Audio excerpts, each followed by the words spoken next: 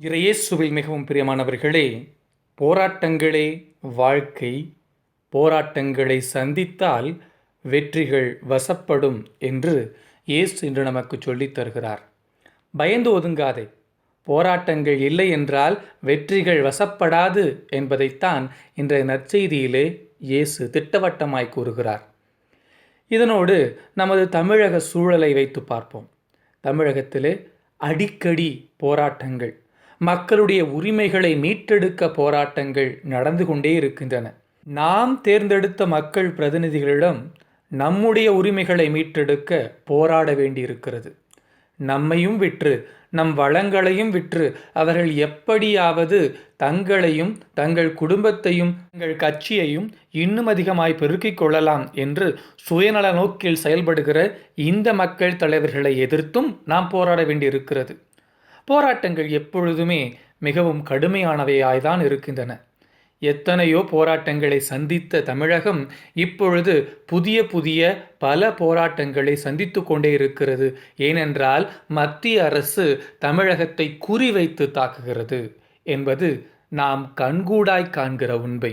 மத்திய அரசும் மாநில அரசும் மக்களின் நலனை கண்டுகொள்ளாமலே இருக்க போராடித்தான் வெல்ல வேண்டும், போராடித்தான் உணர்த்த வேண்டும், போராடித்தான் நம்முடைய உரிமைகளை காத்து கொள்ள வேண்டும் என்கிற நிலைமையிலே நம்முடைய தமிழக மக்கள் இருக்கிறார்கள். நம் நாட்டின் பிரதமருக்கோ நடிகர் நடிகைகளை பார்க்க நேரம் இருக்கிறது, ஊர் ஊராய் சுற்றி பார்க்க நேரம் இருக்கிறது, மதவாதிகளோடு சேர்ந்து கூத்தடிக்க நேரம் இருக்கிறது, இன்னும் கார்ப்பரேட் முதலாளிகளுக்கு தலை தாழ்த்தி பணிவிடை செய்ய நேரம் இருக்கிறது.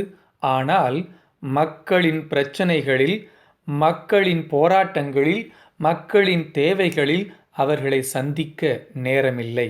மிகவும் வருந்துதற்குரிய விஷயம் இது. அதே வேளையில் அவர் சார்ந்த கட்சியில் இருக்கிற தமிழக பிரதிநிதிகள் எப்படியாவது மக்களை குழப்பிவிட வேண்டும் என்று சொல்லி ஒவ்வொருவரும் ஒவ்வொரு நிலைப்பாட்டிலே தேவையில்லாத குழப்பமான கருத்துக்களை தெரிவித்து மக்களை இன்னும் அதிகமாய் உணர்ச்சி பூர்வமாய் தூண்டிவிடுகிறார்கள் என்பதை நாம் நிறைய வேளைகளிலே பார்க்கிறோம். இப்படி பல்வேறுபட்ட சூழல்களிலே மக்கள் வீதிக்கு இறங்கி போராட வேண்டிய நிலைமைக்கு தள்ளப்பட்டிருக்கிறார்கள்.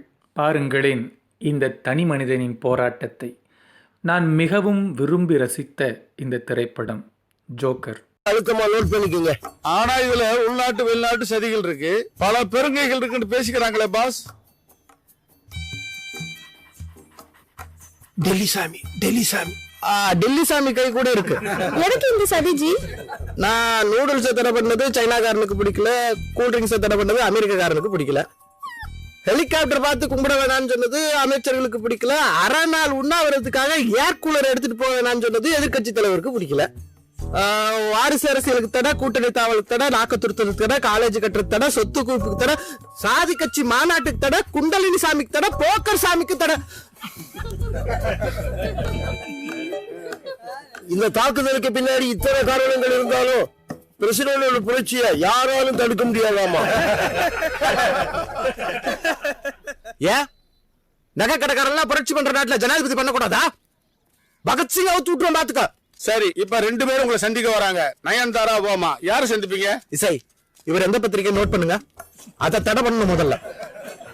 மக்கள் தங்களுடைய உரிமைகளுக்காகவும் தமிழகத்தின் எதிர்காலத்திற்காகவும் முக்கியமாக விவசாயிகளுக்காகவும் பொது நலனுக்காகவும் போராடி கொண்டிருக்க ஆளும் மாநில அரசின் மக்கள் பிரதிநிதிகள் தங்களுடைய பதவியை எப்படியாவது காப்பாற்றிக் கொள்ள வேண்டும் என்று சொல்லி மாஃபியாக்களின் கால்களில் விழுந்து கிடக்கிற அவல நிலையும் நாம் மறுக்க முடியாது. அவர்களை பொறுத்தவரை சின்னம்மா தூங்க வேண்டும், சின்னம்மாவுக்கு டிவி வேண்டும், சின்னம்மாவுக்கு ஏசி வேண்டும் என்பதற்காக போராட தயாராயிருக்கிறார்கள். இப்படிப்பட்ட சூழல்களில் போராட்டங்கள் இன்றியமையாதவை.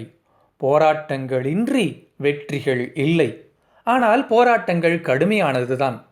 இன்றைய தமிழக சூழலிலே யார் யாரெல்லாம் போராடுகிறார்களோ அவர்களெல்லாம் குறிவைத்து தாக்கப்படுகிறார்கள் என்பதும் மறுக்க முடியாத உண்மை.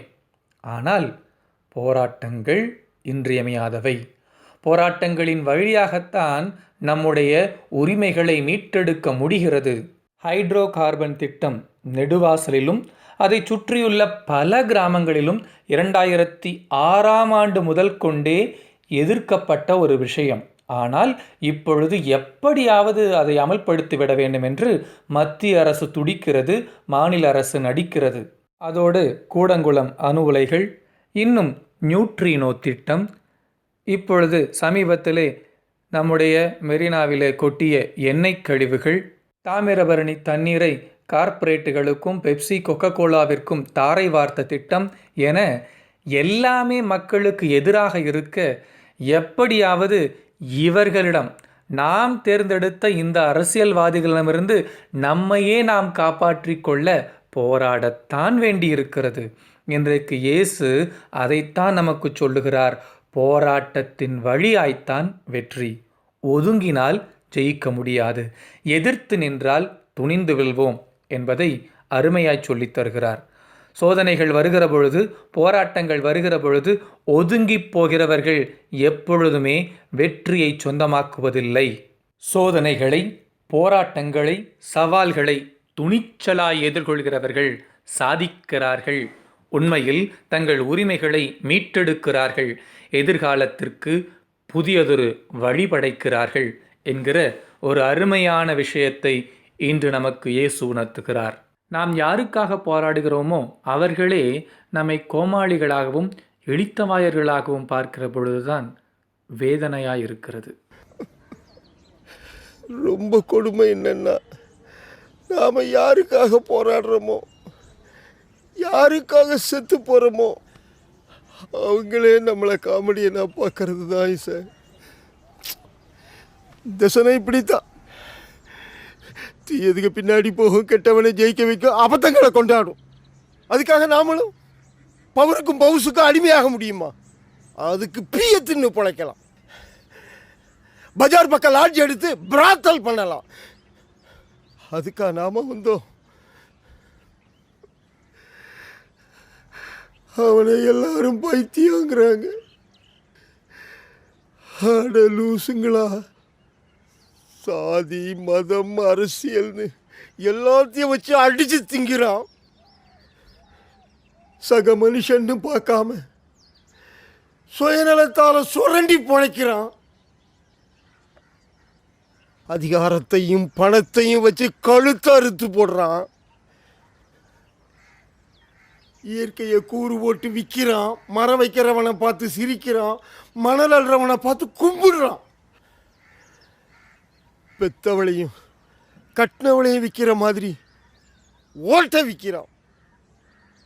எல்லாத்தையும் வேடிக்கை பார்த்துட்டு மந்தையா வாழ்ந்து சாகுறீங்க. நீங்க பைத்தியம் இல்லை, நாங்க பைத்தியம்தான்.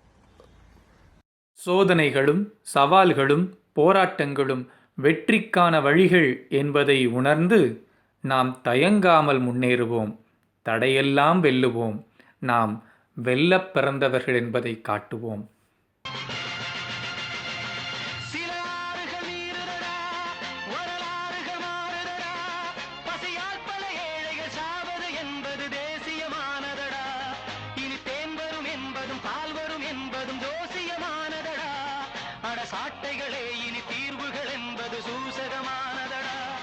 மனிதா மனிதா, இனி உன் விழிகள் சிவந்தால் உலகம் விடியும்.